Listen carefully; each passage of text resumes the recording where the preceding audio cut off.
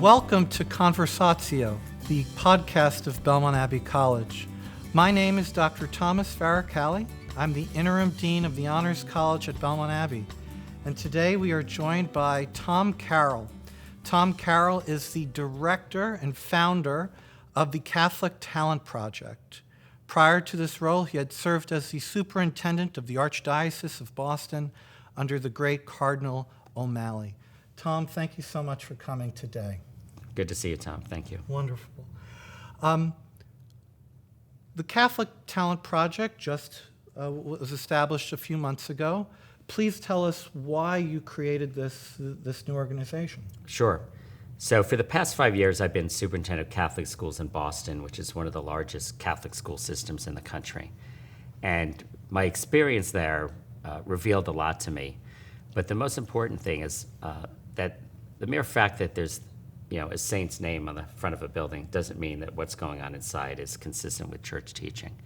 And so I decided if you are trying to address the massive rate of disaffiliation in this country, that there's the best place to start that is where all the kids are, which is in Catholic schools. And right now, by the time a child hits, just looking at children from Catholic families, 50% of them fall away from the faith by age 13. By the time they hit 18, 86% fall away. So we have an incredible failure rate. And Catholic schools themselves have children from preschool to 12th grade. So we have them for 16,000 waking hours. Now I joke, some of the math classes, they might not be awake the entire time, but it's a lot of time. So it's not about getting a kind of small elevator pitch to convince the kids. And so we do a lot of things in Catholic schools, but the number one is to draw children to God and set them on a path to eternal salvation. To do that, if that is the goal, and it was my goal, then you need to have people, your sales team, if you will, all the teachers and the school leaders have to be on the same page. And they have to, one, believe in Catholicism and all that the church teaches, the entirety of the magisterium of the Catholic Church. And then they have to also be committed to evangelization. And so we have a lot of, we have 32,000 kids in Boston. That's a lot more than Jesus started with, 12 minus 1 for Judas. So we got a pretty big base of people to start with. And so I don't think, people have talked about a Benedict option. I don't think we should shrink away from the culture. I think we need to be engaged. But we need to have people who really understand their faith. And we owe it to the children that our job is to save their souls. There's nothing we do in a Catholic school that is more important than the saving the souls of the children in our custody. So that's what I learned from in Boston. So I replaced 75% of the parochial school principals, the largest intentional turnover of Catholic leadership talent in the entire country. There are 175 dioceses in the United States. And then I started a new program called the St. Thomas More Teaching Fellowship. And that was to help those principals find faithful witnesses for every classroom. So Pope Paul VI once said, "Modern man more willingly listens to witnesses than to teachers. And if he listens to teachers, it's because they're witnesses." So I think that pretty much captures what our challenge is we have to make sure that we have faithful witnesses in every classroom. And if we do, then I think we'll be better positioned to light that fire of faith within each child that we come in contact with. Wonderful. So currently, the Catholic Talent Project is looking for applicants in Boston and San Francisco. How quickly do you hope to expand this project outside of those two archdioceses? Right. So obviously Boston, so once I started the Catholic Talent Project, we're just looking for teachers, we're looking for principals, we're also looking for superintendents. So over 5 years, we plan on creating 10 hubs around the country. And we picked Boston because of my background and San Francisco because Archbishop Cordileone is very, very impressive. And he's got 7 years left before he has to submit his resignation at age 75. 7 years is a lot of time to turn around San Francisco. And frankly, we could find easier places to do this in. But I think if we turn around Boston and San Francisco, the message to all the other bishops around the country is almost every place in the country is easier than those two locations. So if you could do it in Boston, San Francisco, with apologies to Frank Sinatra who's singing about New York, you could really do it anywhere. And so that's what we're starting with. But we're adding to every year. Next year, we're going to add, at a minimum, Charleston, and then I'm looking for one more. And then we'll have 10 hubs over that time. At the same time, I've gotten a lot of interest from classical Catholic schools needing help both to find principals and also to find teachers. And so if somebody's interested in teaching or leading a Catholic school, we're also helping out with that as well. What qualities and characteristics are you looking for in these young men and women to work with you? Yeah, the first thing, very simply, they have to believe, right? And they have to believe not just in the easy stuff, but they have to believe in the entirety of the magisterium. So if somebody says to me that they believe what the church teaches except for everything from Humanae Vitae forward, or except Genesis, God created man and woman, the chance of them getting a job through me is zero, right? So I know what a Catholic believes. I'm not sure what word you would use to describe people who kind of pick and choose. But in a sense, they're choosing themselves to be the divinity. Divinely revealed truth is what they happen to agree with. I don't think that's a Catholic view of the world. And I think if we're trying to inspire children, I think the people that will inspire children to embrace the Catholic faith are people who are passionate about their faith and who are believers. That's number one, far and away. Secondly, and that's kind of a, when I interviewed principals, if people weren't believers, they didn't go to church, I ended the interview. It was simple as that. I don't want to waste their time or my time. Then the second thing is there's a constellation of qualities that are important for a teacher. One is intellectual curiosity. We want everybody to be lifelong learners, but if the teacher isn't a lifelong learner, is not intellectually curious, they won't inspire that within somebody else. So the kind of person who reads lots of books all the time, even if they don't finish all of them, is constantly spending like all their spare cash on buying books at an independent bookstore, those people tend to make really good teachers. I'm looking for a certain IQ. You have to be smart in order to educate kids at a high level. And I'm looking for people with some grit. Being a first-year teacher is not an easy job by any stretch. I'm not selling people an easy gig. I'm actually selling them something very difficult. I want them to strap their cross on and be willing to, do everything that's needed in order to bring these children to God and to educate them at a high level. And every first-year teacher goes through tremendous frustration. And I think if you don't go through it with the zeal of, somebody who's got a missionary focus, it's very hard to get through that first year. And then they also have to learn, somebody I think has the personality that they can engage in a personal encounter with the child. And what I mean is, an example I cite a lot is Pope John Paul II. When he was a young priest, he would take young men kayaking and hiking. And he did that not to teach them how to hike or to kayak, but because he was beginning a conversation. He knew what talents and gifts that he was given by God. And he just wanted in a low-key way to begin a conversation. And conversion, nobody has ever converted somebody to Catholicism by walking up and saying, hey, like to become a Catholic today? It just doesn't work that way. So we need teachers who have kind of this personal magnetism that they can draw kids in. The kids need to know that you believe in them, that you care about them, that you love them deeply. And if they have that level of comfort, they're very open to almost anything you want to do. In addition to recruiting teachers, will you be recruiting administrators, principals? Yeah, so one of the best things I did in Boston was oversee a complete overhaul of who was sitting in leadership positions. And so dioceses across the country, part of the problem is it's very time consuming to find talent, right? There's a shortage of teachers, a shortage of principals, shortage of qualified superintendents. So as a result, the typical principal doesn't have the ability to go zigzagging around the country to find, they're not going to I go to Thomas Aquinas or Belmont Abbey, I go to Franciscan Ave Maria, also recruit out of secular schools like Princeton and UPenn, MIT and Harvard, schools that are secular and in some cases, a bit politically correct, but through their Catholic apostolates or through a friendly philosophy teacher, a theology teacher, I found great students at some of those institutions. So it's extremely time consuming and it's beyond the capacity of an individual principal, in many cases an individual superintendent. When I was superintendent, I literally spent 75% of my time hunting for talent and cultivating talent. And I had a large enough staff that everything else I could push off for other people to do. Not everybody has the ability to do that or the personality or the interest in doing it. But I think if we don't have the right team on the field, we're just not going to get where we want to go. So, for example, if some billionaire bought an NFL team, and I'm probably the least athletic person in the country, and said, money's no object, I want you to go out and recruit, field the best team, and I want to go to the Super Bowl this year. And then the next day I flew to Wimbledon and hired the best tennis players. They're going to get creamed soon as they set on the football field. So it doesn't mean that the tennis players aren't talented, they are. And it doesn't mean that the people in our Catholic schools that are not Catholic or don't believe in everything or don't have any gifts, but they're not the right people to win this particular championship. And so I need people that are willing to convert. We have people that are completely faithful but just don't agree in evangelization. They don't think that's what Catholics should do.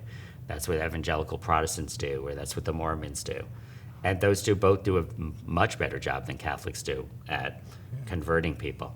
So I think that is our core business. If you want to think like why do we exist? It's to evangelize children. And when you have an 86% failure rate, you have to reconsider how we've got schools organized. And I think Catholic schools properly ordered, and a lot of them are not properly ordered, are going to be the key to evangelizing children. You look at what's happening with the growth of homeschooling in this country. It's even in Massachusetts, like a 20% increase in homeschooling over the past couple of years. Massachusetts, you wouldn't think would be ground zero for a growth in homeschooling.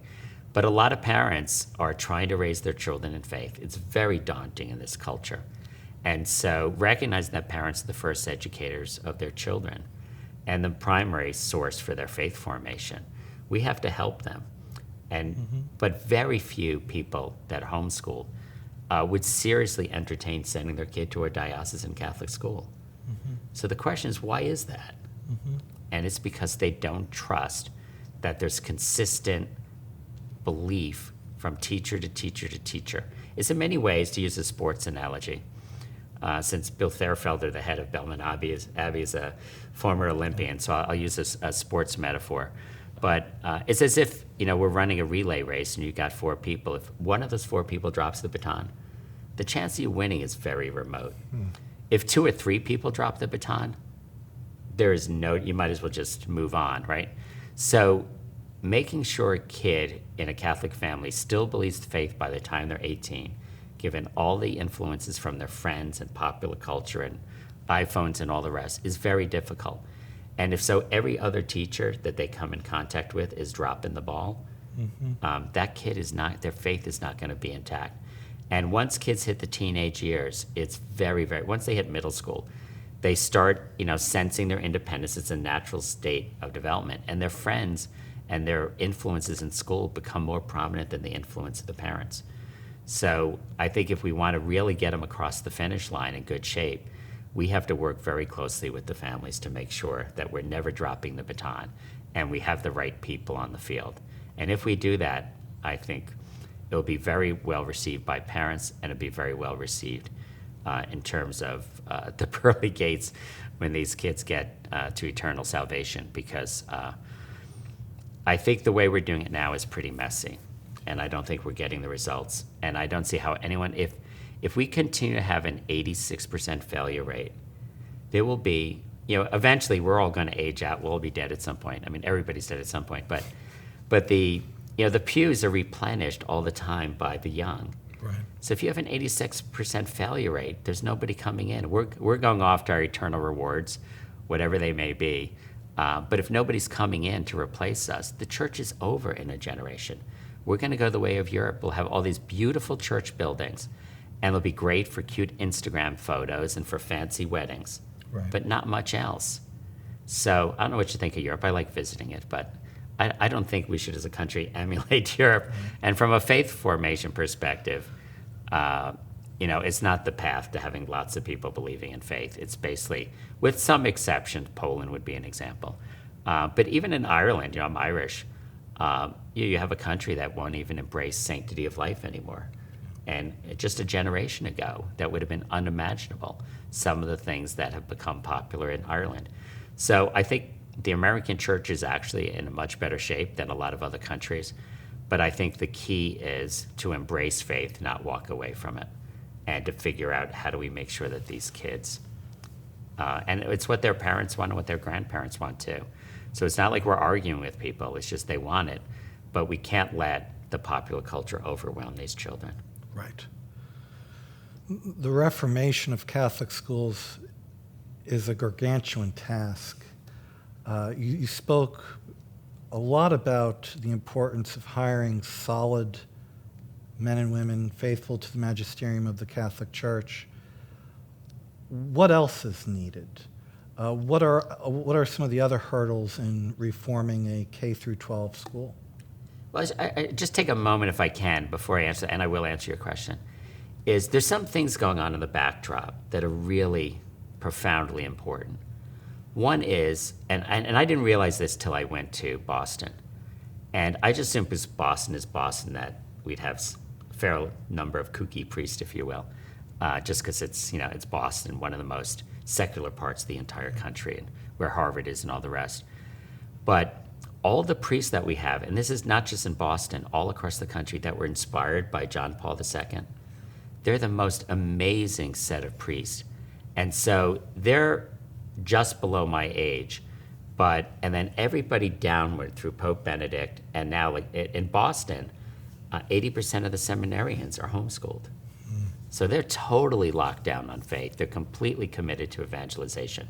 So I joke that part of my job is at my age is to make sure that people older than me in the church don't destroy it before people younger than me save it. And so I think the combination, and we spent some time with students at Belmont Abbey College today, and the generation that's coming out now, there's I complain like a lot of people about this generation and stuff, but the portion of this generation that embraces their Catholic faith and I say this as a Catholic convert, are some of the most inspiring Catholics I've ever met in my entire life.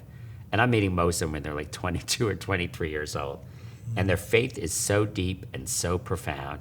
They have a commitment, they have missionary zeal, and they all want to get married. They all plan on raising families. And I just think the combination of the JP2 generation getting old enough so that they're running all the dioceses in the country, and that it will eventually, the people that I'm recruiting through the St. Thomas More program, I know just because I've been doing it for 3 years, are going to be spectacular. But you jump another 10 years, whether they're still teaching or they're involved in some other Catholic apostolate, or whether they're just pursuing the vocation of marriage and raising a family.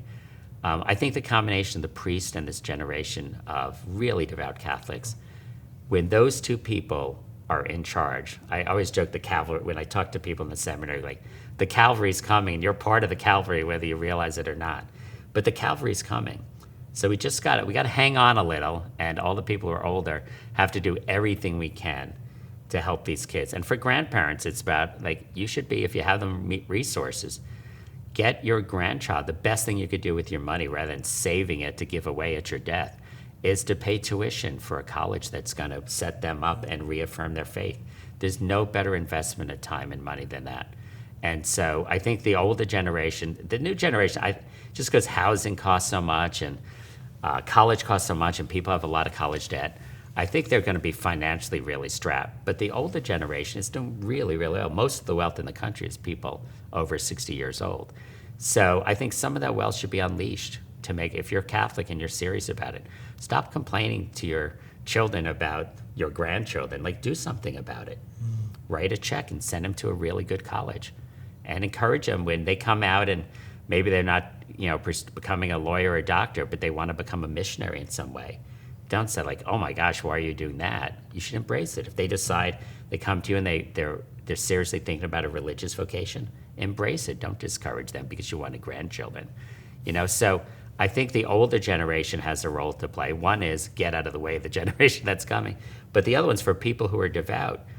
You should be cheerleading the kids that are now in their low 20s and stuff now. You should be cheering them on and doing everything you can to help them, even if you have to co-sign for a loan for somebody's house, for example.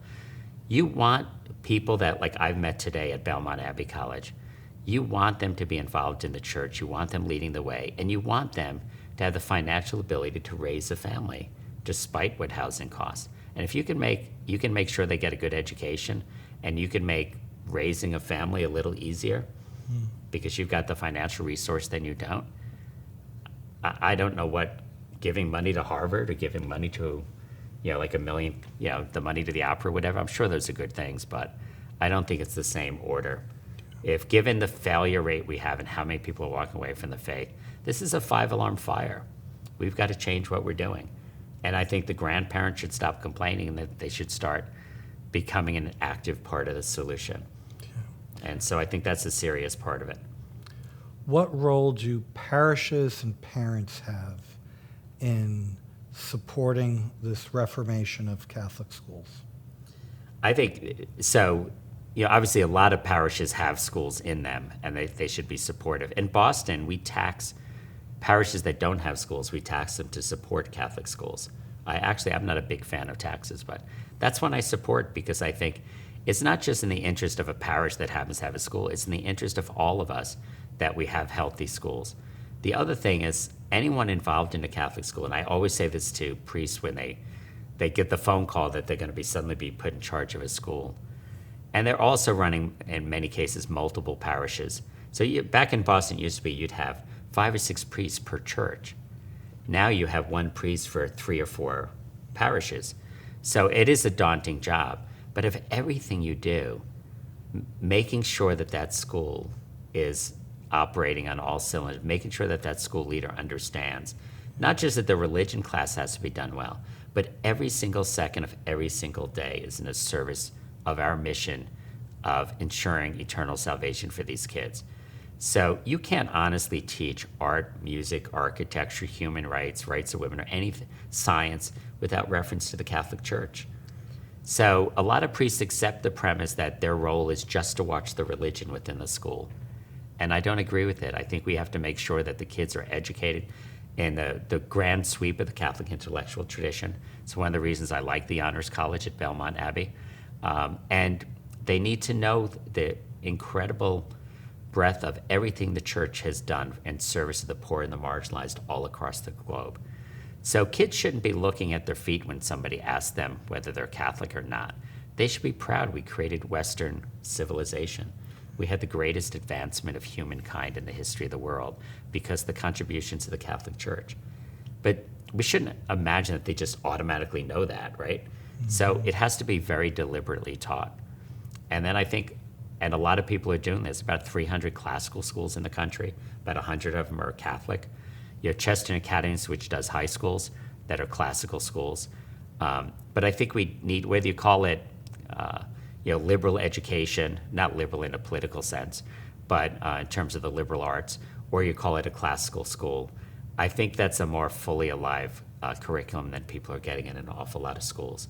So I think parents, when they hear that their child wants to study the liberal arts, rather than cringing and thinking they're going to be living in their basement for the rest of their lives because they'll never get a job, if you look at some of the best liberal arts colleges around, their graduates do really, really well because they know how to think, they know how to be independent, they're very well educated, and they have great success.